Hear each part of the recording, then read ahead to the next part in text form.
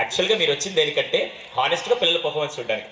కానీ ఇటువంటి ఈవెంట్స్లో మమ్మల్ని పిలవడం, నేను మిగతా ప్రోగ్రామ్స్ కిడ్స్ ఇంటరాక్షన్ కానీ ఈ ప్రోగ్రామ్స్కి వెళ్తానో తెలియదు, కానీ యాన్యువల్ డే ఆర్ గ్రాడ్యుయేషన్ డేకి మాత్రం మస్ట్ అండ్ షుడ్గా వస్తాం. Because I'm bit selfish where I can meet 3 heroes, 3 heroes కలవచ్చాను. నేను ఒక్కొక్క హీరో చెప్తా. If you agree clap for them.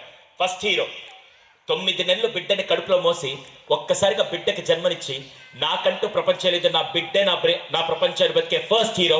నాకు తెలుసు mother is the first hero. అటువంటి మదర్స్ కలవడానికి ఇక్కడికి వచ్చాను. Mother is the first hero. Who is the second hero? పాప మా అబ్బాయికి అసలు రెస్పాన్సే రాదు, ఎప్పుడు వెనకబడి ఉంటాడు. ఎవరైనా ఆ పక్కనే ఎడో కూర్చొని ఉంటాడు చూడండి. కొద్దిగా ఒక్కసారి రెస్పాన్స్ ఇస్తే పాప ఆయన హ్యాపీగా ఫీల్ అవుతాడు. Who is the second hero? తల్లి 9 నెలలు మోస్తే తండ్రి తన కంటలో ప్రాణంతో కుటుంబాన్ని కాపాడే సెకండ్ హీరో నాకు తెలుసు ఒక ఫాదర్ మాత్రమే. Hats off to all the heroes, those are adding value for the entire family. అటువంటి సెకండ్ హీరోస్ ని కలవడానికి వచ్చారు. Who is the third hero? మన జనరేషన్ లో టీచర్లు అంటే అట్మోస్ట్ రెస్పెక్ట్ ఉండేది. ఈ జనరేషన్ లో టీచర్లు అంటే అందరికి ఎలా అయిపోయిందంటే, టీచర్లు ఏమో సార్ మేము ఫీజులు కడతల్లా, మేనేజ్మెంట్ జీతాలు ఇస్తున్నా, జీతాలు తీసుకొని పనిచేయాలంటే చాలా ఉద్యోగాలు చేయొచ్చు.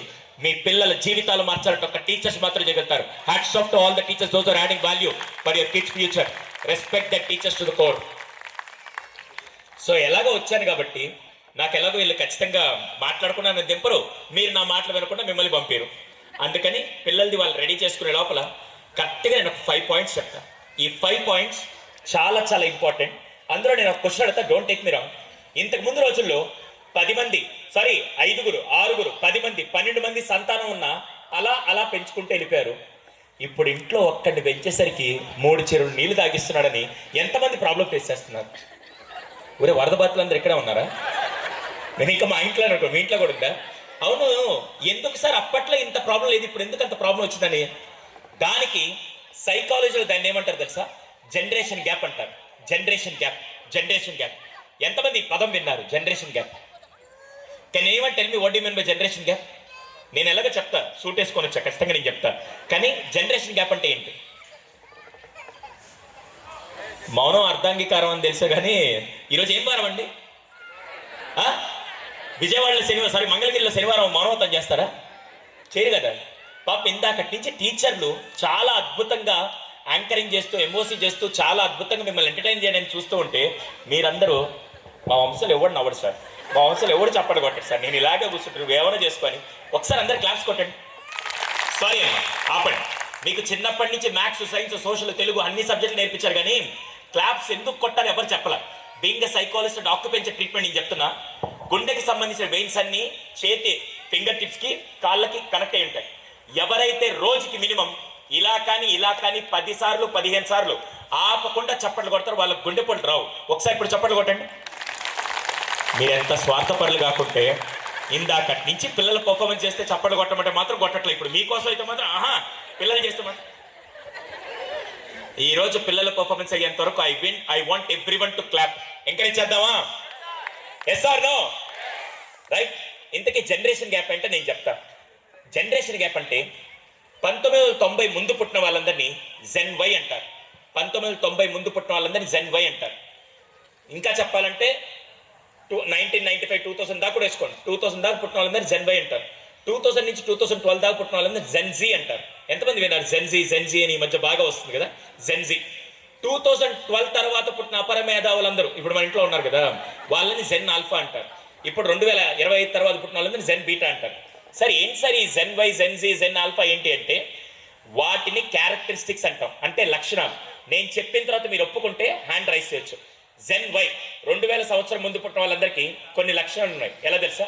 సంవత్సరం పొడుగునే చదవాలి, పెద్దలకు గౌరవం ఇవ్వాలి, డిసిప్లిన్గా ఉండాలి, హానెస్ట్గా ఉండాలి, పంక్చువల్గా ఉండాలి, ఏది ఈజీగా రాదు, కష్టపడితేనే వస్తుందని ఒక మైండ్ సెట్ ఉండేదని నేను అంటాను. ఎంతమంది ఒప్పుకుంటారు? ఇప్పటికీ మీ గురువులు మీరు కనపడితే ఎంతమంది మీరు రెస్పెక్ట్ ఇస్తారు? ఇది మనందరిలో ఉంది. వెరీ గుడ్, పక్కన పెట్టండి. 2000 సంవత్సరం తర్వాత పుట్టిన వాళ్ళందరూ జెన్జీ. వాళ్ళు ఏం తెలుసా? సంవత్సరమా ఎందుకో, నెల చదివితే చాలదా? రెస్పెక్ట్ మీరు ఇవ్వండి, తర్వాత నేను ఇస్తాను. ఎందుకమ్మా అంటే ఇంత కష్టపడతావు, ఈజీగా ఏదైనా చేద్దాం అని చెప్పి కొంచెం ఈజీ మెథడ్స్ అన్ని ఎత్తుక్కోవడం మొదలుపెట్టారు. అక్కడికి అది అయిపోయింది. ఇప్పుడు జెన్ ఆల్ఫా మన ముద్దులు ఉన్నారు కదా, వాళ్ళు ఎలా తెలుసా? సంవత్సరమా నెల ఎందుకు, రేపు ఎగ్జామ్ అయితే ఈరోజు అయితే చాలదా? రెస్పెక్టా? ఫస్ట్ మీరు ఇవ్వండి, తర్వాత నాకు నచ్చే ఇస్తా, మీరు అడుక్కున్నా కూడా నేను ఇవ్వను. వారు గెటింగ్ మై పాయింట్. అమ్మ వంటలో కూర్చొని ఎందుకు అంత కష్టపడతాం, స్విగ్గీలో ఆర్డర్ పెడితే 2 నిమిషాలు వస్తుంది తెలుసా అని ఈజియెస్ట్ వేని ఎత్తుక్కోవడం వాళ్ళకి తెలిసిందని నేను అంటాను. ఎంతమంది క్యారెక్టర్స్ని ఒప్పుకుంటారు? ఓకే, ఇటువంటి టైంలో being a gen Y or gen Z parent handling a gen alpha is quite challenging. అందుకే నేను 5 విషయాలు చెప్తాను. ఈ 5 తప్పులు కనుక మీరు సరి చేసుకోకపోతే ఎలా పెంచాలో మీ అందరూ తెలుసు, కానీ తెలియకుండా చేసే 5 తప్పులే చాలా మంది పేరెంట్స్ని, పిల్లల భవిష్యత్తుని నాశనం చేస్తుంది. దాంట్లో ఫస్ట్ మిస్టేక్, ఎంతమంది ఇక్కడ వైఫ్ అండ్ హస్బెండ్లు కూర్చొని ఉన్నారు? చేతులెత్తండి. అమ్మా ఎత్తండమ్మా, నేనేం లాయర్ని కదా, మీకేం కోర్టు నోటీసులు ఇప్పించను లేదు, డైవర్స్లు ఏం చేయించాను కానీ. అమ్మ మీ పేరండి? అనిత, అక్షర, హరిత, సారీ రాజేందర్. కొద్దిసేపు మీ పేర్లు వాడుకోవచ్చా? మళ్ళీ నా మీద పోలీస్ కంప్లైంట్ ఏం బెటర్ కదా. ఓకే, రాజేందర్ గారు ఆయన పోలీస్ డిపార్ట్మెంటా? అయితే అనవసరంగా నేను నా పార్టీకి నేనేదో వస్తే సరే. రాజేందర్ గారు, హరిత గారు. యాక్చువల్గా రాజేంద్ర గారు డ్యూటీ మీకు ఇచ్చుకొని ఒకరోజు సాయంత్రం ఇంటికి వచ్చేసరికి హరిత గారు ఏం చేశారంటే మంచిగా భోజనం వండి పెట్టారు. మంచిగా భోజనం అంతా రెడీ చేసి డైనింగ్ టేబుల్ పెట్టారు. ఈయనప్పుడే ఇంటికి వచ్చి ఫ్రెష్ అయ్యి డైనింగ్ టేబుల్ దగ్గరికి వచ్చి సరే భోజనం చేద్దాం ఒక ముద్దలా కలుపుకొని ఇలా నోట్లో పెట్టుకోగానే ఆ రోజు ఎందుకు ఆవిడ పరజ్ఞానంలో ఉప్పు తక్కువ వేసి కారం ఎక్కువ వేసి ఆ వంటను దరిద్రంగా చేశారు అనుకుందాం. ఓకేనా? వెంటనే నేను వచ్చి ఒక ముద్ద పెట్టుకొని, ఏంటి వంట, అసలు 10 ఏళ్ళైంది పెళ్లి చేసుకొని, ఏ రోజైనా కమ్మడి భోజనం తిన్నాను, నీకంటే ఆ పక్కింటి సుజాతను చూడు ఎంత బాగా చేస్తుందో అని అంటే మీకు ఎలా ఉంటుందమ్మా ఇన్నర్ ఫీలింగ్? ఇక్కడ కూర్చుని నా సిస్టర్స్ అందరిని అడుగుతున్నాను, పక్కింటి ఆడవాళ్ళతో మిమ్మల్ని కంపేర్ చేస్తూ మీ వంటని కంపేర్ చేస్తే ఎంతమంది నా సిస్టర్స్ అందరికి కోపం వస్తుంది? కంపేర్ చేస్తారు. నేను ఊరికే అన్నాను లేండి తమాషకు, కానీ మనోభావాలు దెబ్బతినకూడదు మళ్ళీ, అదొకటి ఉంది నాకు తెలుసు ఆ విషయం. కానీ ఎంతమంది ఆడవాళ్ళకి పక్కింటి వాళ్ళని కంపేర్ చేస్తే ఎంతమంది కోపం వస్తుంది? Very good, thank you so much Puttiraju గారు. మనకే 35 ఏళ్ళు 40 ఏళ్ళ వయసు వచ్చిన మనకే వేరే వాళ్ళతో కంపేర్ చేస్తే కోపం వస్తున్నప్పుడు చిన్న పిల్లల్ని కూడా వేరే వాళ్ళతో కంపేర్ చేయడం తప్పు అని నేను చెప్తాను. ఎంతమంది ఒప్పుకుంటారు ఆ విషయం? నా దగ్గరికి వచ్చి సారీ ఇది నేను ఖచ్చితంగా చెప్పాలి, ఎంత ఇంపాక్ట్ నేను చెప్తాను. 7 సంవత్సరాల క్రితం నేను కౌన్సిలింగ్ సెంటర్లో కూర్చోంటే ఒక ఆయన వచ్చాడు, ఇలాగే ఫార్మల్ డ్రెస్ వేసుకొని 40-45 ఏళ్ళ వయసు ఉంటుంది. ఆయన లోపలికి వచ్చాడు. నేను అడిగాను, మీకేమన్నా సమస్య ఉందా సార్ అంటే, నాకేం మానసిక సమస్య లేదు సుధీర్, మా అబ్బాయితో సమస్య అన్నాడు.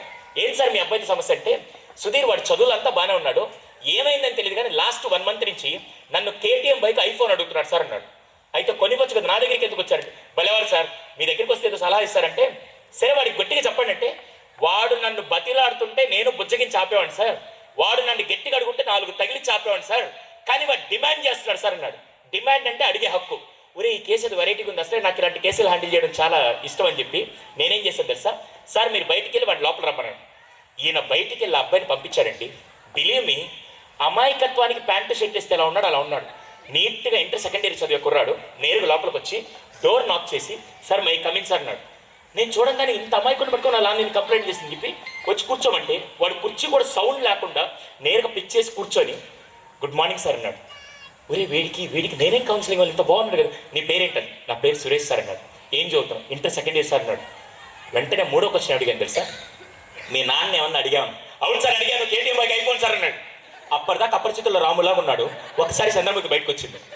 నేను వెంటనే నాకు కౌన్సిలింగ్ డబ్బులు ఇస్తున్నాను 4 మంచి మాటలు చెప్తామని, అరే ఇప్పుడు కాదు రేపు పెద్దవి కొనుక్కోవచ్చు సార్, నేను అడిగిన దాంట్లో న్యాయం ఉంది అని చెప్పి నాకే రివర్స్లో ఆన్సర్ ఇస్తున్నాడు.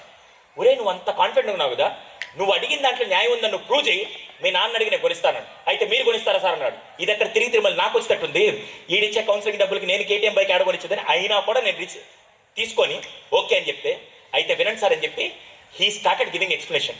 సార్ నేను 5th క్లాస్లో ఉన్నప్పుడు నాకు మ్యాథ్స్ బాగా వచ్చేది కాదు,